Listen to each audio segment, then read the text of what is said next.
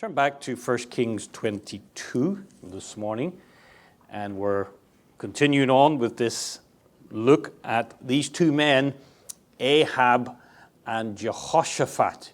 Now, you saw on the map last week that Ahab was the king of the northern kingdom, of the 10 tribes, the rebel kingdom, and Jehoshaphat was the king of the southern kingdom of Judah, of the 2 tribes of Benjamin and Judah. And Jehoshaphat was seduced by Ahab, sweet-talked by Ahab, into going to war with him against the Syrians over the city of Ramoth Gilead. Now, Ramoth Gilead was originally part of the nation of Israel, but it had been lost to the Syrian Empire. And Ben-Hadad, after he was defeated in battle, promised to return it to Ahab. But of course, a guy like Ben-Hadad you can never trust, because Ben-Hadad is a serial, perennial liar and deceiver. And as soon as he got up from the battlefield, escaped with his tail between his legs, he didn't keep his word and held on to the city.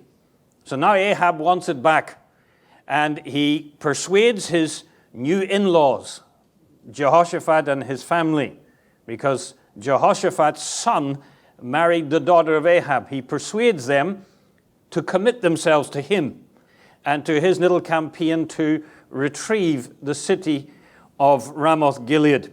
But at the last moment, Jehoshaphat suddenly remembers God. And he says to Ahab, let's find out what God says. Let's get God's will in this matter. Before we just go to the battle, let's seek the Lord.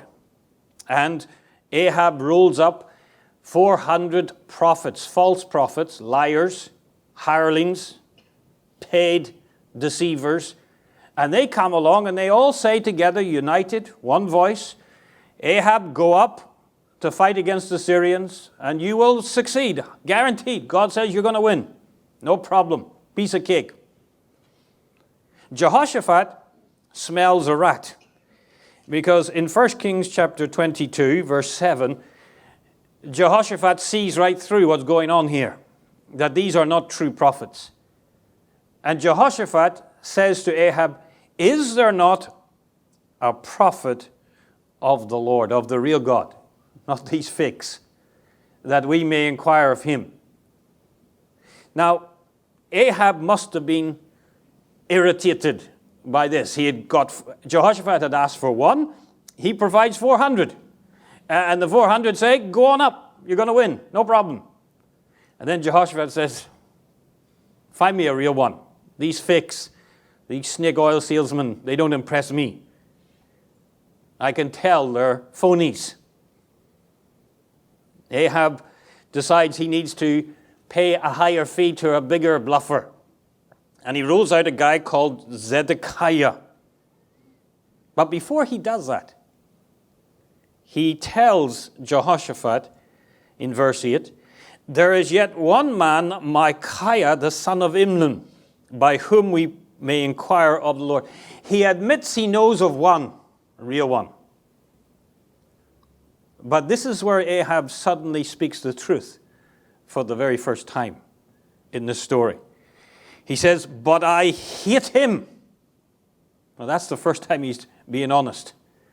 And he says, why does he hate him?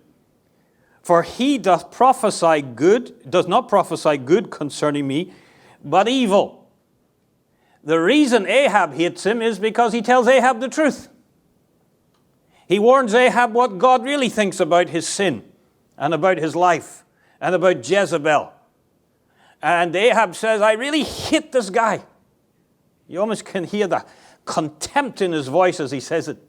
Now, later on in Chronicles, we'll discover that Mykaya comes from prison. He's already in prison. No doubt Ahab had thrown him into prison beforehand because he was a true preacher of truth. And Ahab hates him. Now, he doesn't hate him because Mykaya has done anything on Ahab per se. It's because Ahab hates God. And Mykaya tells him God's truth. And Ahab hates that. Now, the problem for Ahab is you can't punch God. You can't fight with God. So what does he do? He fights with the guy who represents God. He attacks the one who is God's messenger because he hates the message. And Jehoshaphat, he is not impressed by this answer by Ahab. And he says at the end of verse 8, let not the king say so. In other words, he says, don't say that. It's not right, Ahab, for you to describe this man of God and say you hate him because he tells you the truth, because he's honest with you, because he speaks God's word to you. Now, that should have been a red light to Jehoshaphat. I'm in the wrong place here. I'm with the wrong guy here. My son should not have married this man's daughter. That should have told Jehoshaphat, if he was in any doubt, maybe this is the first time he and Ahab really had rubbed shoulders face to face. I said last time to be charitable to Jehoshaphat. Maybe Jehoshaphat had heard how Elijah had been working in the nation, how Ahab had humbled himself over Naboth. And he thought maybe Ahab has changed. Well, when he hears these words, he knows Ahab has not changed.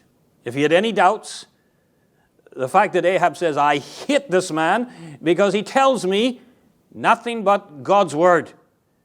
Jehoshaphat should have said, that's enough. I need to leave. I need to go home. I need to get out of here.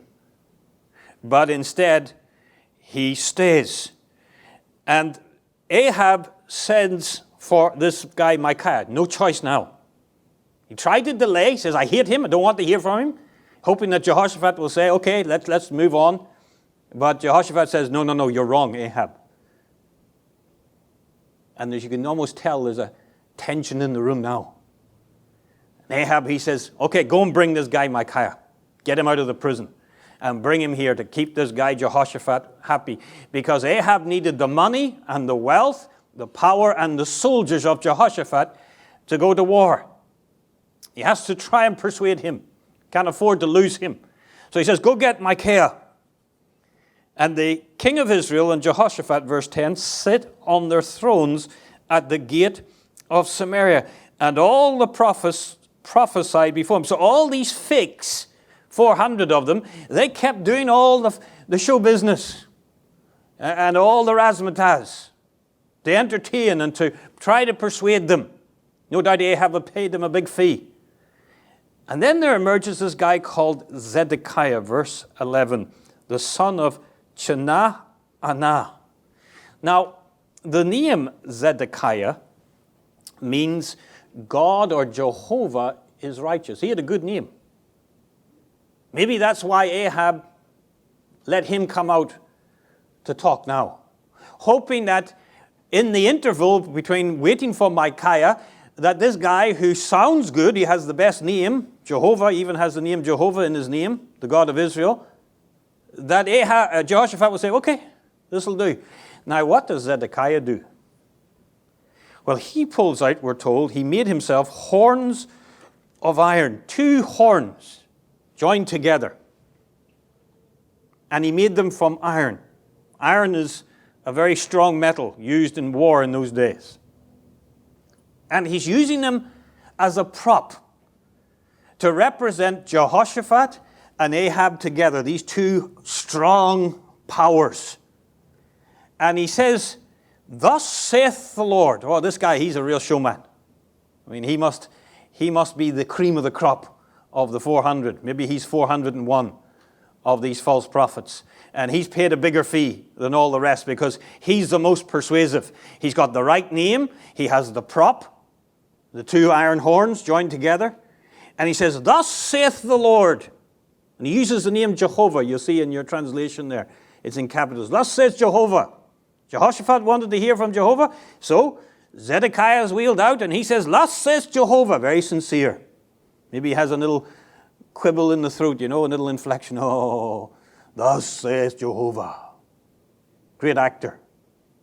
And he says, with these, pointing to the 2 horns representing Ahab and Jehoshaphat, shalt thou push the Syrians until thou hast consumed them. Wow, so sincere.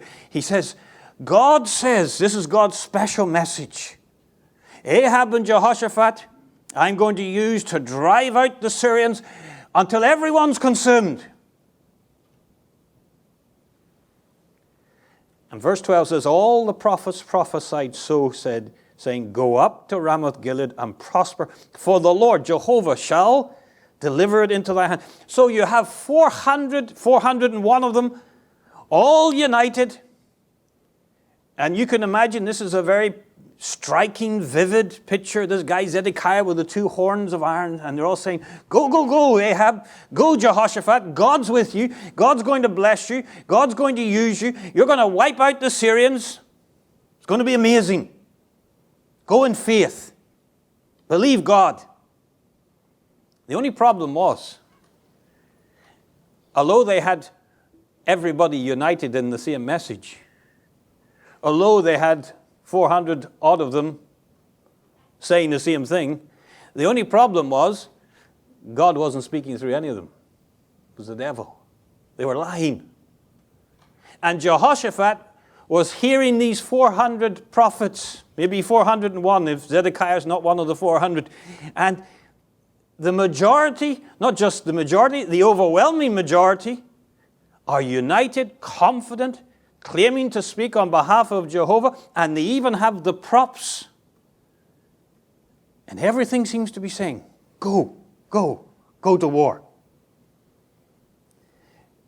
But Mykaya is still to come. We're told in verse 13, the messenger that was gone to call him. So by this time, the servant of Ahab had turned up at the prison to find Mykaya. And he tells him, he tries to get him on board with the message of the 400. And he says to him in verse 13, behold now the words of the prophets declare good unto the king with one mouth. Let thy word, I pray thee, be like the word of one of them, and speak that which is good. So they said to Mykaya, listen, you have been summoned to stand before King Jehoshaphat and King Ahab. Now everybody else, all the other spiritual prophets, 400 of them, they've told good news, happy news. And Ahab's very pleased with them. Now when you arrive, you make sure you don't rock the boat. You don't contradict them. In fact, you make sure you just bring good news as well. And really, what he's saying to him, everything will be okay then. Well, Mykaya, verse 14, he responds. He's made of different stuff. He doesn't believe when in Rome, do as Rome do. He believes that when in Rome, do what God says you do. And when he hears this instruction, he just says to the man very clearly, very simply, as the Lord liveth, and he takes an oath. He's saying, as Jehovah reigns over this world and over this nation of Israel, not Ahab or Jehoshaphat, God is alive. God is on the throne. As God is alive and on the throne, he says, what the Lord saith unto me, that will I speak. Nothing else. I won't add to it. I won't take away from it. Won't dilute it. Whatever he has told me to say, I'm going to say.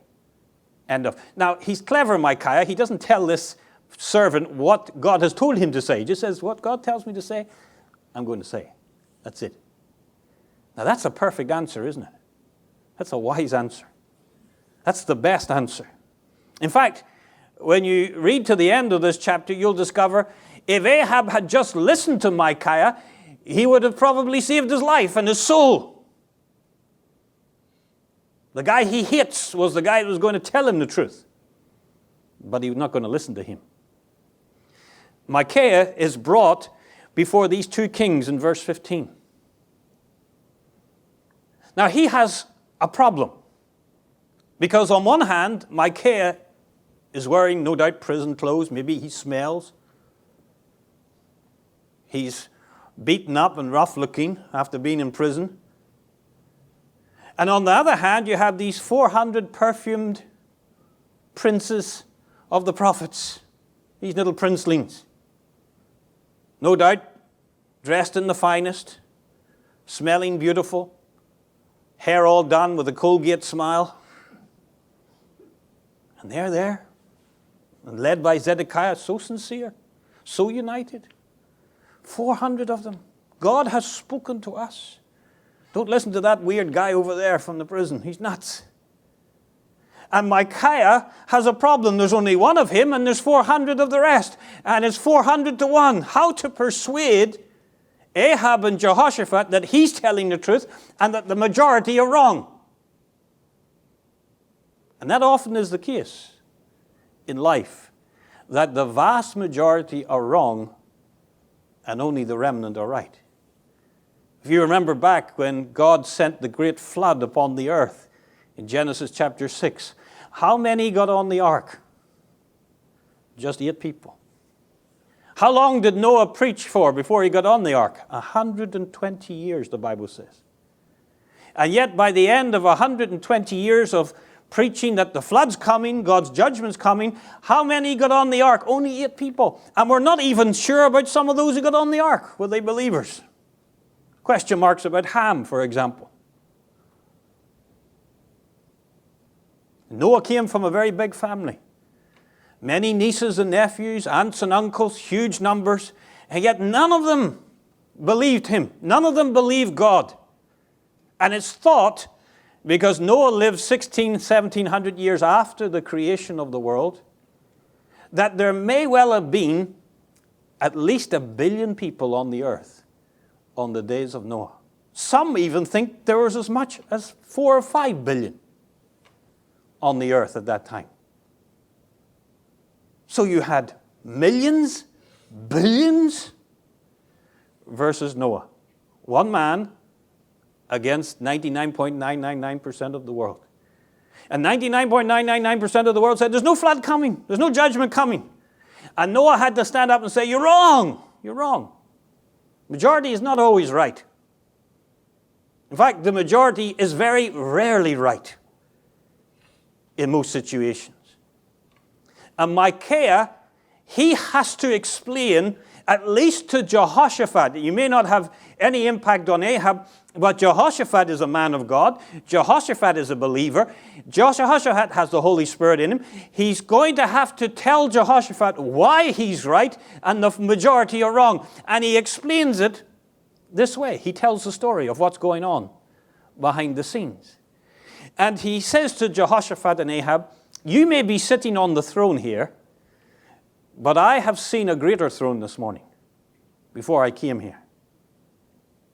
God showed me that he is on the throne in heaven. And he says, God is surrounded by millions and millions of angels. Verse 19, all the host of heaven standing round about him. And then some demonic angels, no doubt in the devil also. You say, well, how does that happen? How is God in contact with the devil and his angels? Well, the book of Job tells us that occurs, that they have some access to the throne of God. We don't know why or how, but the book of Job tells us it's possible, it happens. And clearly these demonic angels are standing there, giving a report maybe to God under his authority. And the Lord says, verse 20, who shall persuade Ahab that he may go up and fall at Ramoth Gilead? God says, it is my decree, it is my purpose, it is my plan that there's a payday today for Ahab. Remember a while back after Naboth was murdered, God says Ahab's going to pay for his life with this. And the dogs will lick the blood of Ahab in the same place they licked the blood of Naboth. And now God says, today's the day. Payday's arrived. Now, how will God resolve this? He could have just struck Ahab dead. That was one way of doing it. But God decides to use an evil, lying, demonic power. Because Ahab had embraced these false prophets. So God says, okay, I'm going to send a demonic power that will work through these false prophets.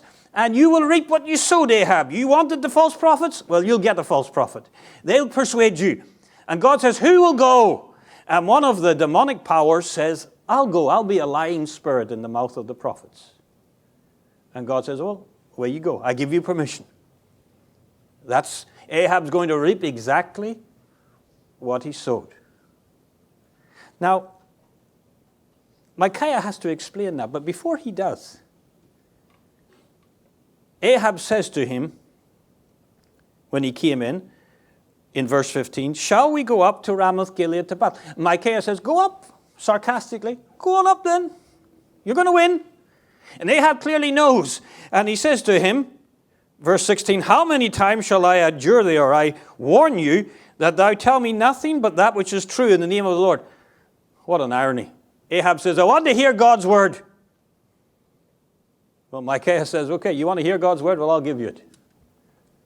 Here's what God says. Verse 17, I saw all Israel scattered upon the hills, as sheep that have no shepherd, and the Lord said, these have no master.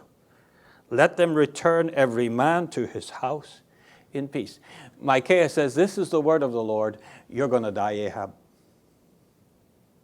Your nation's going to be scattered, defeated. And all of Israel will go home, what's left of them after the battle, with no leader. That's what God says. Well, you would think that Ahab by now, having run into a few of these prophets of the Lord, like Elijah and others, would have learned his lesson that when God says something's going to happen, it happens.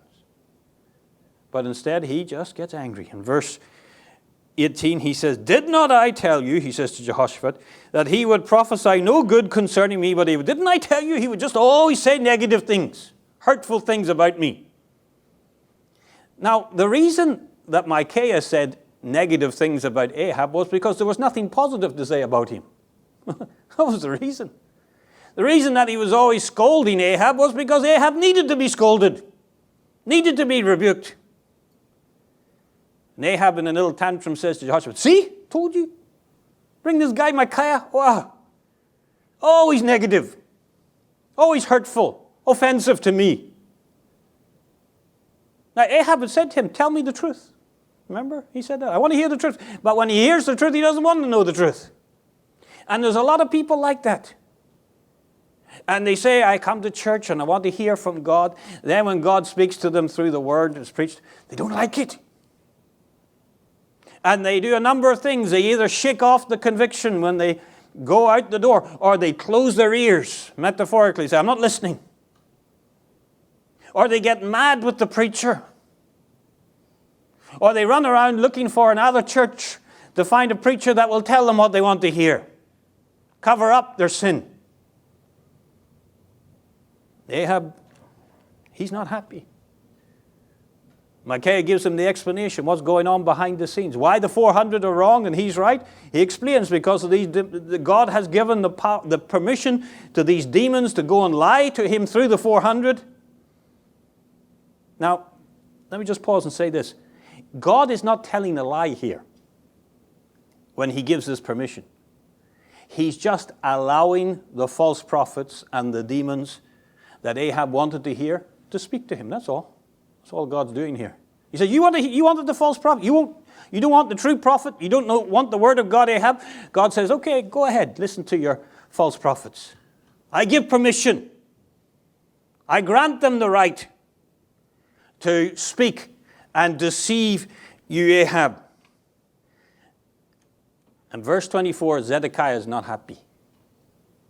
Remember, Zedekiah, he's the big shot among the 400. He's the guy with the iron horns. And now he's been outstaged by this guy, Mykaya. And you can tell the tension is now. Maybe the whole room has just gone quiet. And Ahab and Jehoshaphat, nobody's speaking. And Ahab's wondering, what's Jehoshaphat thinking? Is he going to go to war now with me? This guy Mykaya is very persuasive. He's even given us an insight why the 400 are wrong and he's right.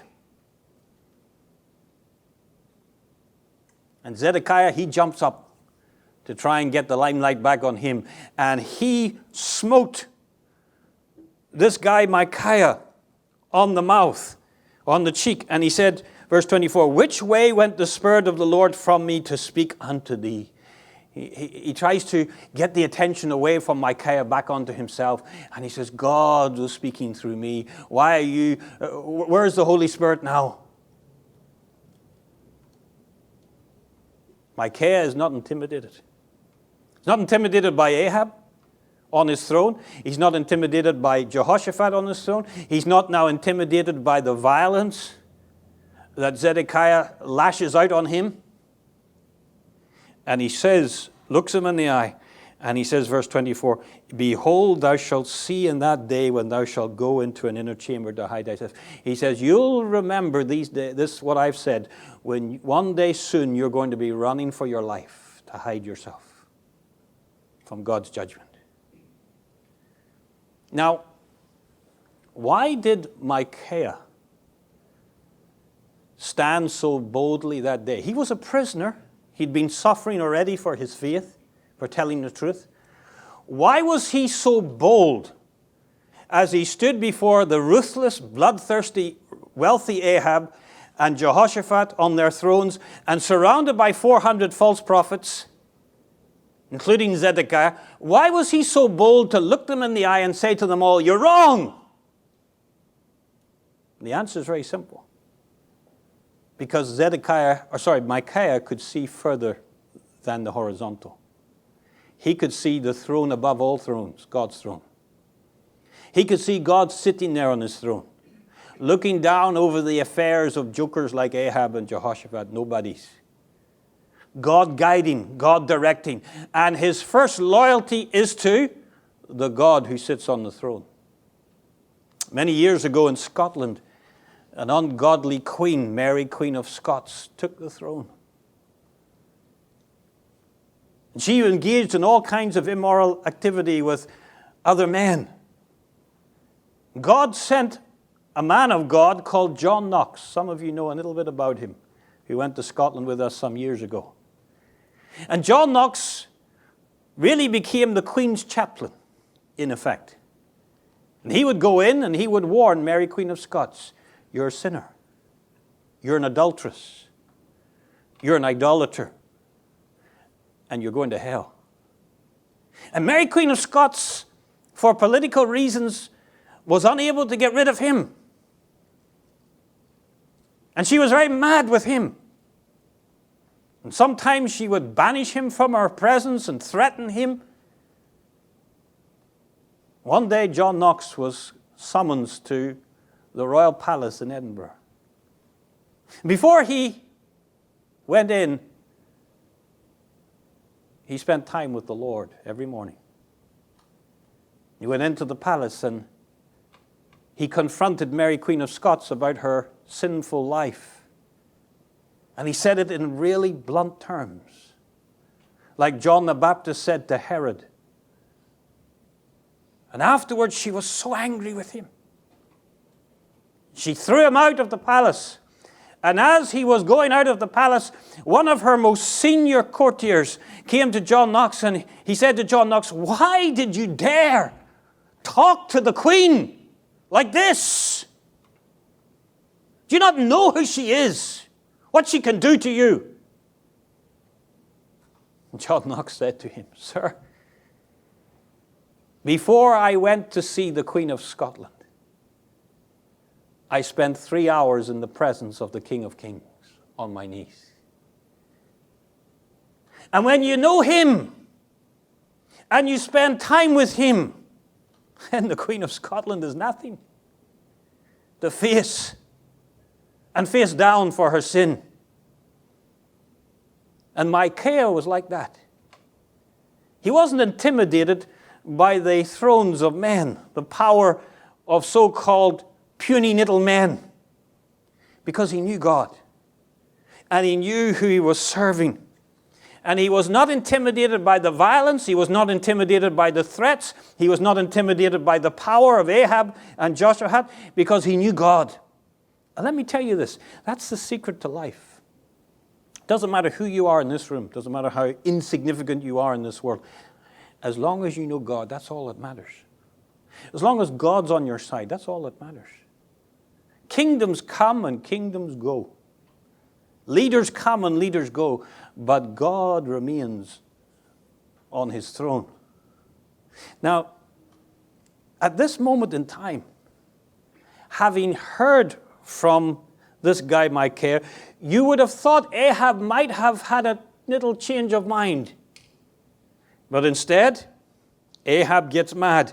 And verse 26, he says, take Mykaya, carry him back unto Ammon, the governor of the city, and to Joash, the king's son, and put this fellow in prison. Throw him into the jail and feed him with bread of affliction, a mortar of affliction. And then he says, until I come in peace. I refuse God's word. That's what he's saying. And Mykaya, having heard the sentence of the king, is not intimidated. I suspect Ahab wanted to murder him. But because of the presence of Jehoshaphat, he just can't say it. But I think what he's saying is, when I come back, I'll finish this guy off. Mykaya, he's not intimidated. He says in verse 28, if thou return at all in peace, the Lord hath not spoken by me. He says, the test of I am a true prophet is, you will not come back. You will not come back in peace. And then he adds these words, hearken, O people, every one of you. He knows that there's no point talking to Ahab anymore. Ahab's incorrigible. He can't change. He won't change. He's implacable. But he knows Jehoshaphat is listening. And by the way, Jehoshaphat hasn't spoken a word. Have you noticed? Very quiet. He's listening, observing. And Mykaya talks to Jehoshaphat and those who are believers around Jehoshaphat, and he says to them, hearken unto God's word. This is what God says. Now here's the sad thing. It's not surprising that Ahab refuses to listen. But here's the tragedy. What is shocking is that Jehoshaphat, who had asked to hear a prophet of God, and when he's presented by the 400 fake ones, says, they're not true, get me the real one. When the real one turns up, tells him the truth, explains what's going on behind the scenes in heaven, Jehoshaphat, what does he do?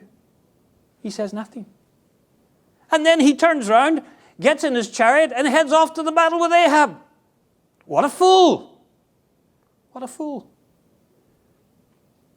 But you can tell Ahab is not so convinced underneath that Mykaya is not telling the truth. There's a worry here. Because he's discovered in life that God is a God who has real power. Jehovah is the real God.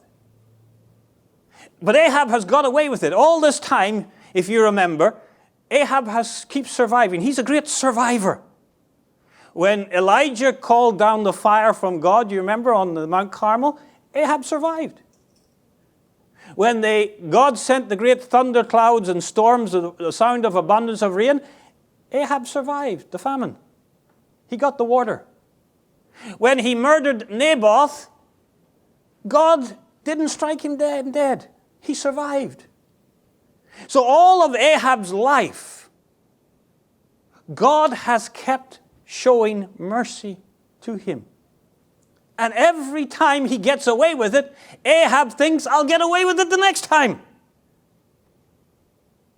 But this time there's just a little doubt in Ahab's mind. So he decides, like many fools, many deluded, ungodly people, that he can beat God at his game.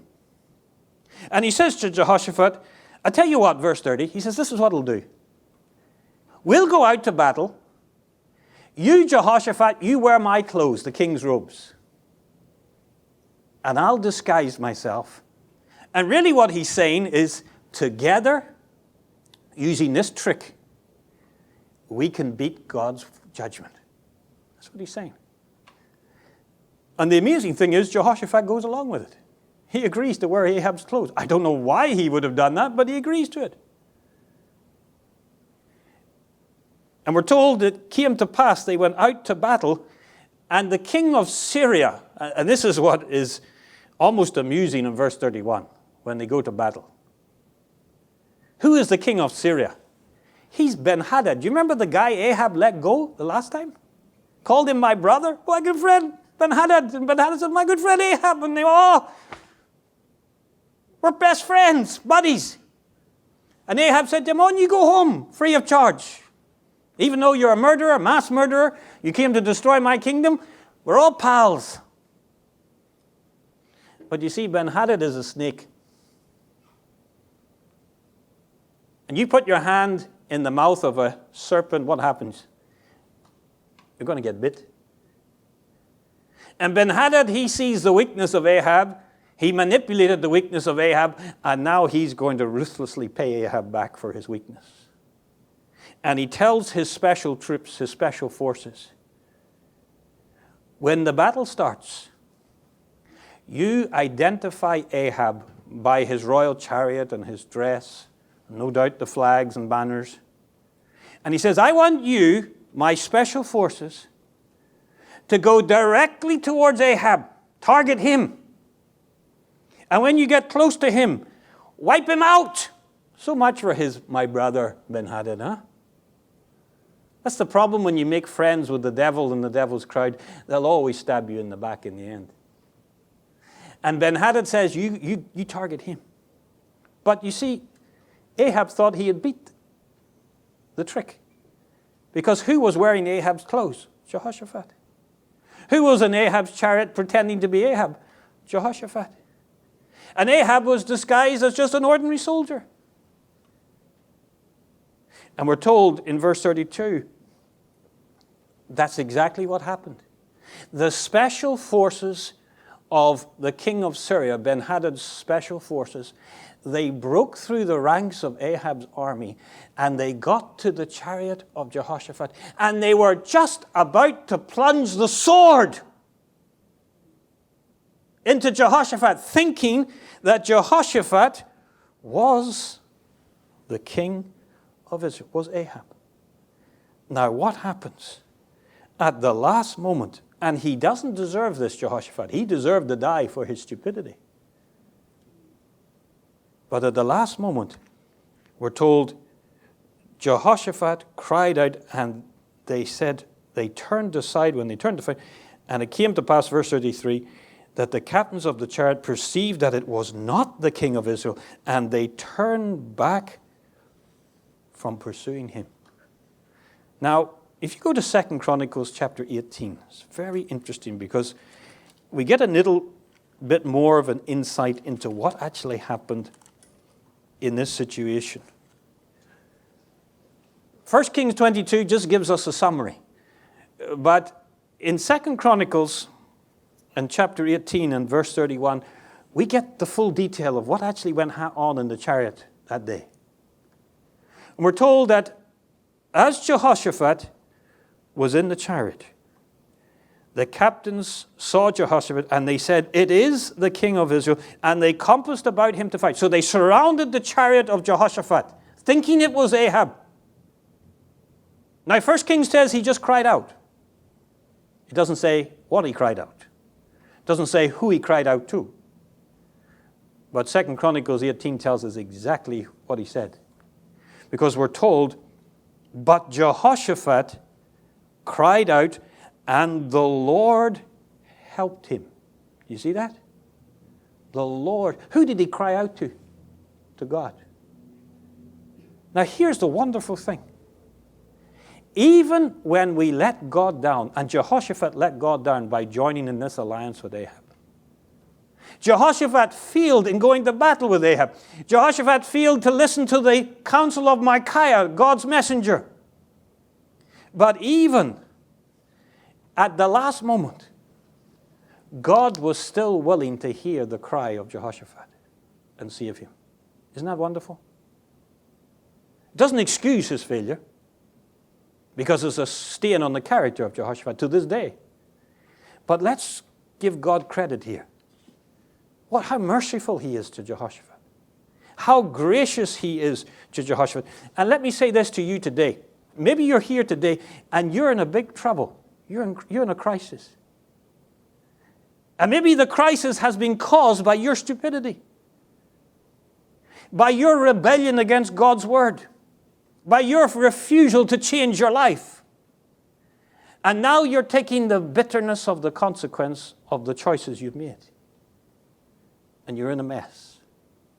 And the devil is telling you, it's too late. It's too late. Gone too far. God doesn't want to hear you. Well, I'm here to tell you, that's a lie. That's a lie. As long as you're this side of eternity, God's ear is always open to the cry of the righteous. Always open. You remember the story of the prodigal that Jesus told? Where was the father when the prodigal decided it was all over? The Bible tells us he was out of his house, standing by the roadside, waiting every day for the son to what? Come home. And as soon as the son made his way home, where was the father? Running to meet him, to embrace him. And I can tell you this today, on the authority of this book. If you're a child of God, and you have wandered from the paths of God, because of choices you have made, God is waiting to welcome you home. He's not against you. He doesn't hate you.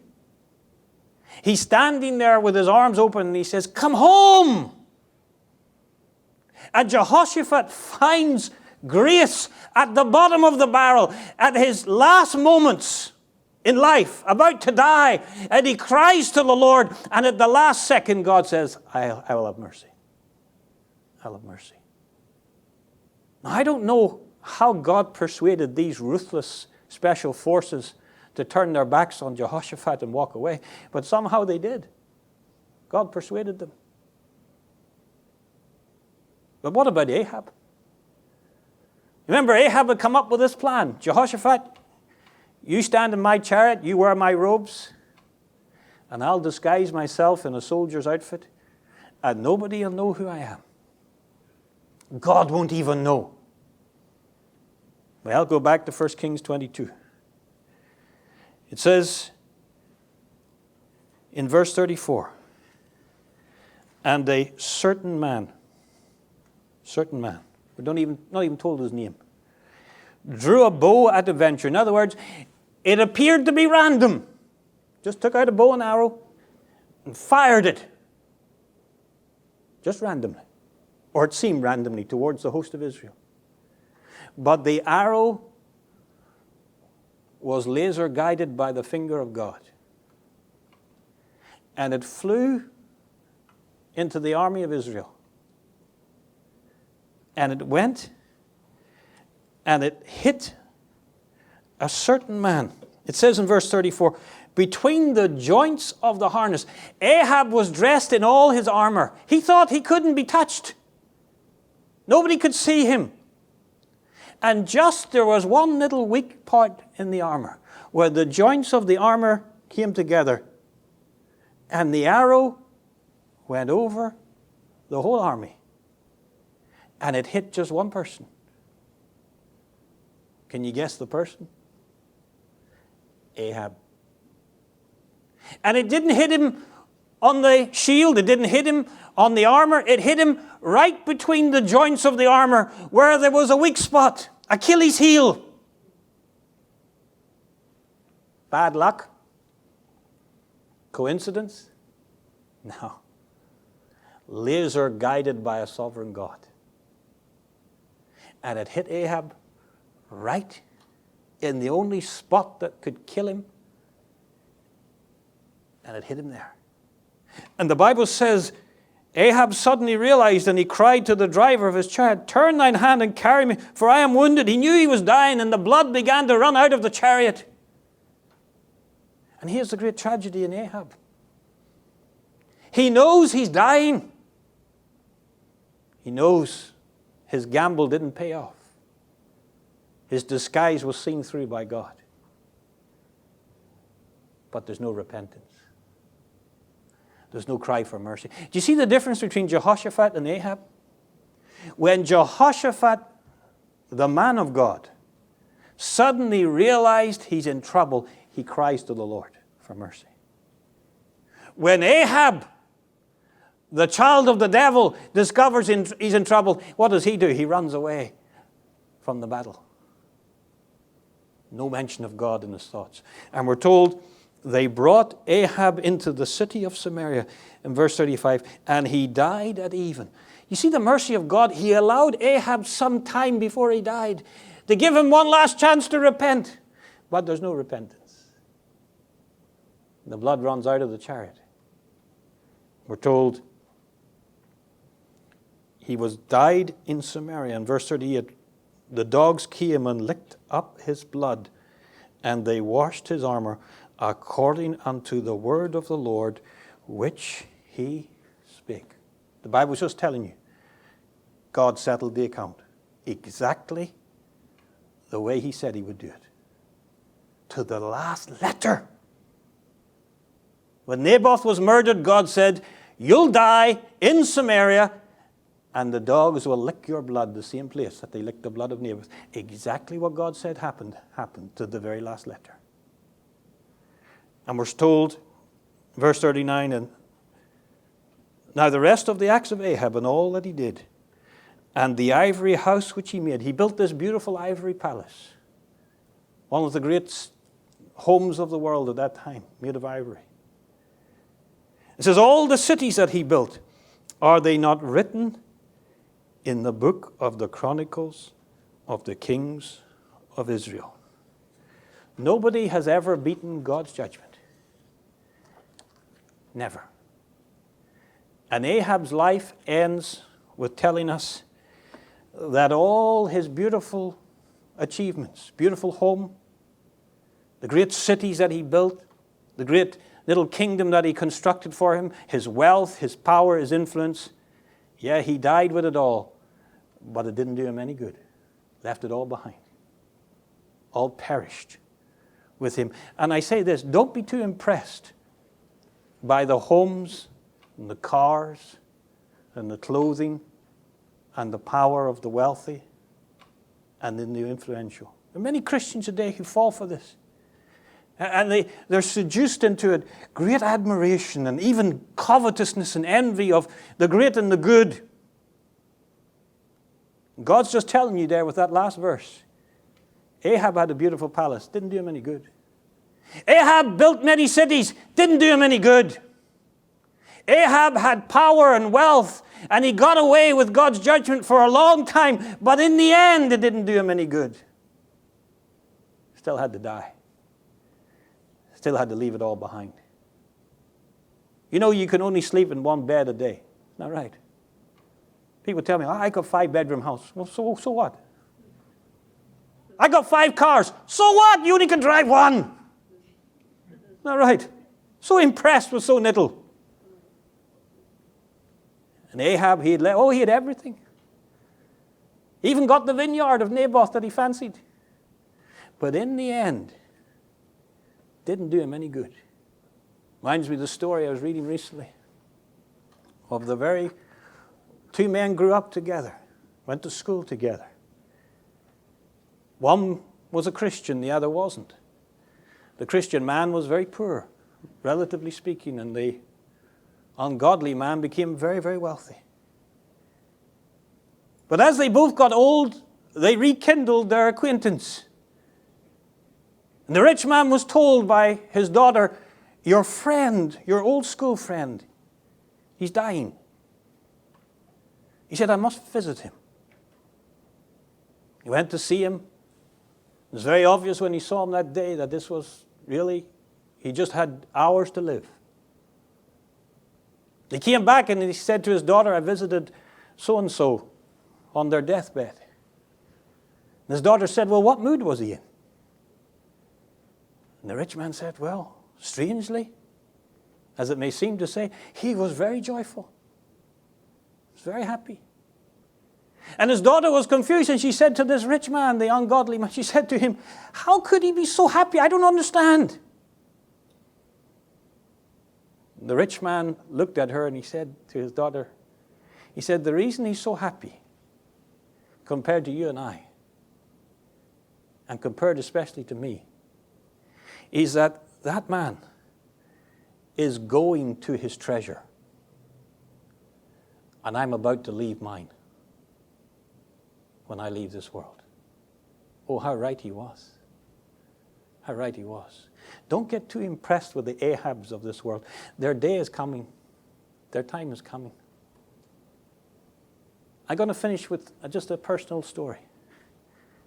Just a few days ago, in a little corner of Ireland, in a little country church, just church has about 30 or 40 people, surrounded by fields. A man was buried in his 70s, never married, unknown by most of the people in the world. But the reason I mention his death is this. Because over 50 years ago, this man and his brother was very concerned about a family that lived just down the road from their family. He was a Christian. His family were Christians. And they were concerned about this family that lived just down the road who were outwardly good living. You know, they were upright, hardworking, paid their taxes, brought up their children to be respectable outward, 7 children. But they were concerned about them because the father and mother and the 7 children in that home, none of them were saved. None of them knew the Lord Jesus Christ. And they were burdened about these families in their community, particularly this family.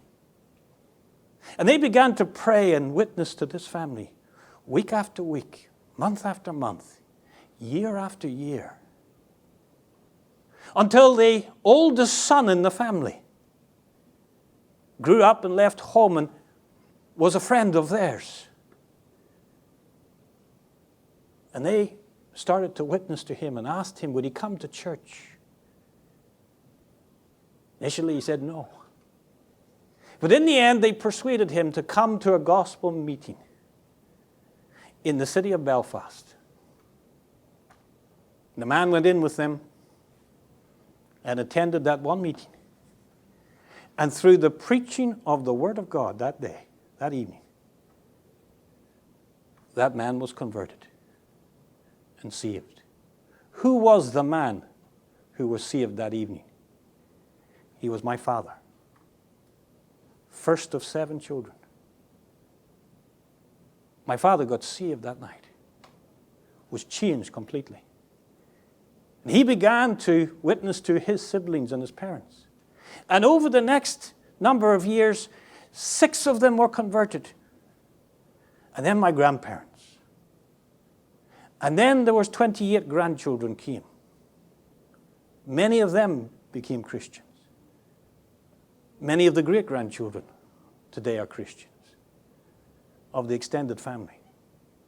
And it all came about because one man in a little country townland began to have a burden for one family. And 50 years later, many generations of people have been influenced by the life, legacy, and testimony of that one man. Yes, he died unknown to you, unknown to the world, but he left a legacy worth living for. He left a testimony that influenced many, many generations. And through the influence of that one man, much good has come to many lives. And I say this today to honor him and his family for what they did. And we owe a great debt unto God. My family owes a great debt unto God to their family for what they did for us. And I say this, don't be too impressed by the Ahabs of this world. Be impressed by the godly people, by the Mykayas, by men like I've just described. And leave a legacy and testimony worth living for. Let us pray. Father, we thank thee for this thy word. We pray that we would hear your voice today, telling us to live for the truth, to stand for the truth, and be a blessing unto many lives. For these things we ask in Jesus' precious name. Amen.